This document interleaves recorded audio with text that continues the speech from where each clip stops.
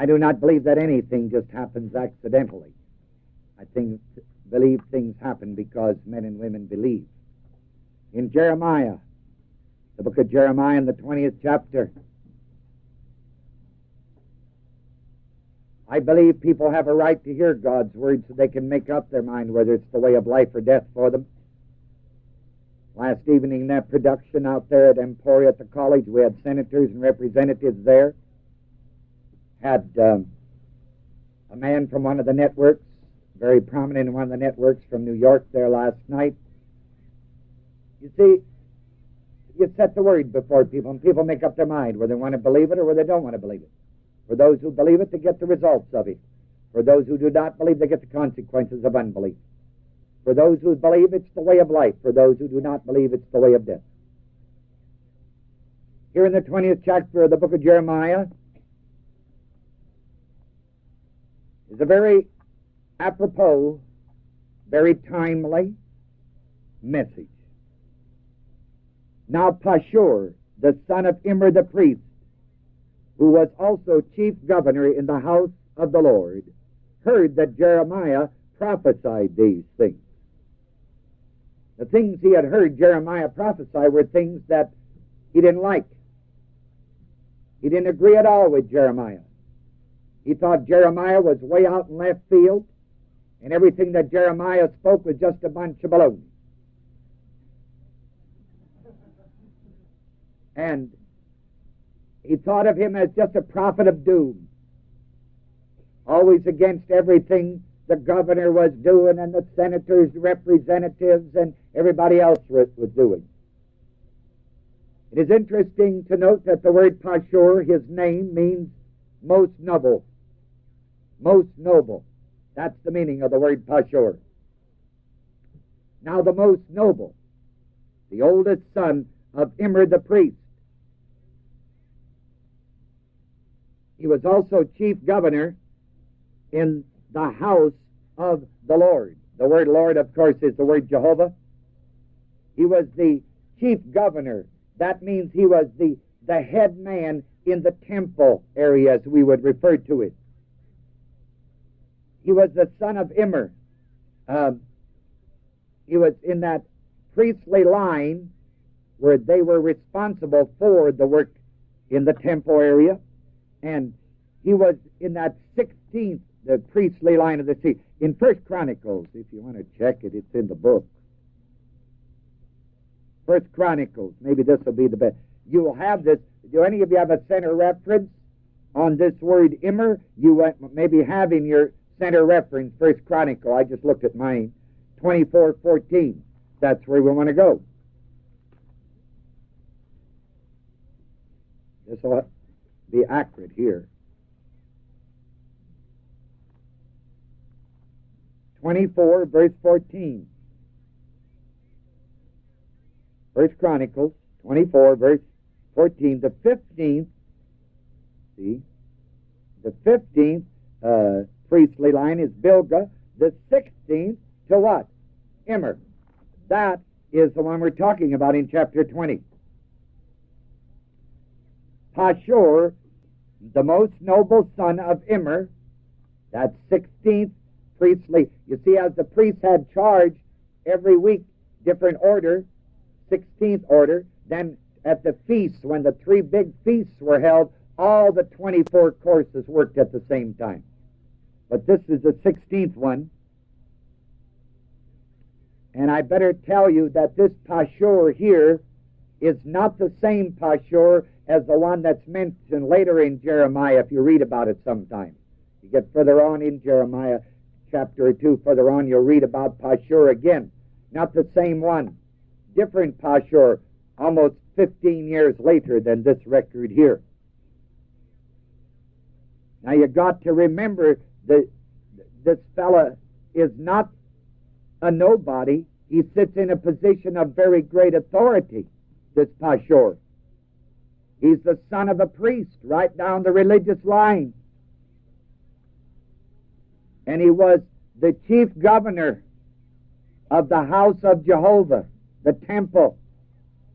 And he heard that Jeremiah prophesied these things. Then Pashur smote Jeremiah the prophet. Jeremiah didn't hurt anybody. He wasn't out stealing from people. He wasn't burning down their buildings. He wasn't walking around tearing up the campuses.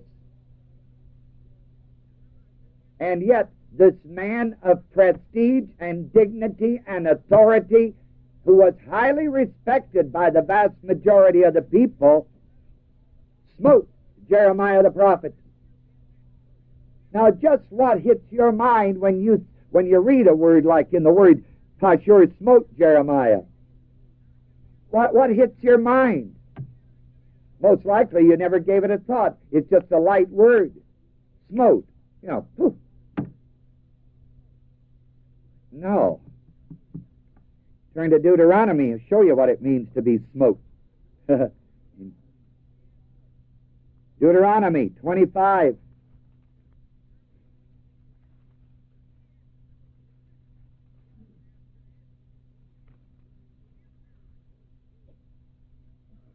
Verse 3.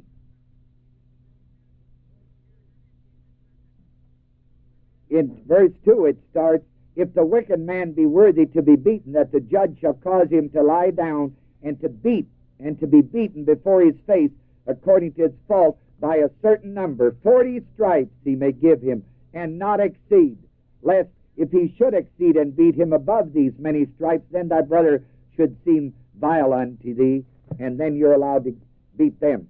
So they gave him 39 lashes with the whip. That's what verse 2 of Jeremiah 20 means. Then Pashur forced Jeremiah to lay down, and he whipped him 39 lashes with a whip. Not only that, he put him in stocks with his hands and his feet locked in.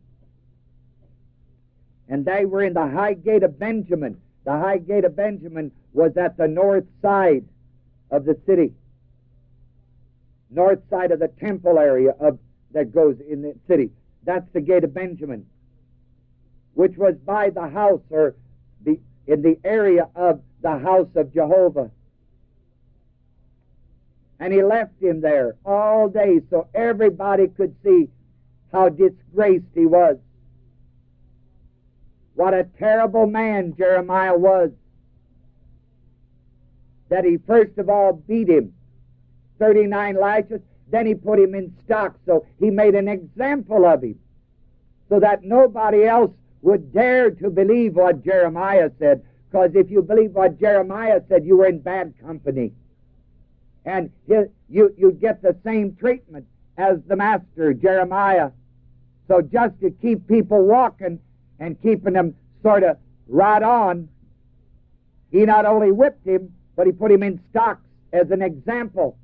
So nobody would dare to listen to him or follow him or join him. Came to pass on the morrow, day later, that Pashur brought forth Jeremiah out of the stocks. Then said Jeremiah unto him, the Lord hath not called thy name noble, most noble. The Lord didn't call you Pashur, most noble. The Lord calls you but Magor Misabib, which means you cause fear in everybody. That's the meaning of it. Fear, in your center reference, you may have fear round about. You cause people to fear. Fear round about. The Lord didn't make you the most noble. That's not your name as far as God is concerned. Your name is fear all around. Took a lot of courage to say this to a man in that position after he had him beaten and put in stocks, releases him, and right back with the greatness of the truth of God's Word. Would you have had that much believing? Verse 4. For thus saith the Lord, behold, I'll make thee a terror to thyself. The word terror is, I'll make you fear round about yourself. and to all thy what? Friends. And they shall fall by the sword of their enemies, and thine eyes shall behold it. And I'll give all Judah into the hand of the king of Babylon, and he shall carry them away, carry them captive into Babylon, and shall slay them with the sword. Moreover, I will deliver all the strength of this city, that means all the manpower, and all the laborers thereof, and all the precious things, valuables, all the treasures of the kings of Judah will I give into the hand of their enemies, who shall spoil them and take them and carry them to Babylon. Not because it was God's will this should happen to Judah, but because men willed for it to happen to Judah. They, by their unbelief, they, by their rejection of God, they, by the way they treated God because of God's people. When they beat Jeremiah, they were beating God. God is spirit. I know that. But Jeremiah was working for God. Jeremiah represented God upon earth. He was a prophet. And when they began beating him, it's like beating on God. Man can do a lot of things, but there's one thing he can't do, is beat up on God. It looks that way at times. Oh, baby, don't fool me. I know it does. Look that way here. Old Pashur and that whole gang were in absolute control. Whenever they wanted to beat a man, call him in, throw him in prison, do anything, they had the power. Reminds me of another man in the New Testament. Had letters of authority from the top brass to go to Damascus, remember? But there always comes a time that that word will prevail. And the prophet looks this man straight in the eye, and he said, look, you can kill me, you can put me in stocks, you can beat me, that's okay, but I want to tell you something. All Judah's gone down the drain on account of you and the unbelief of the people.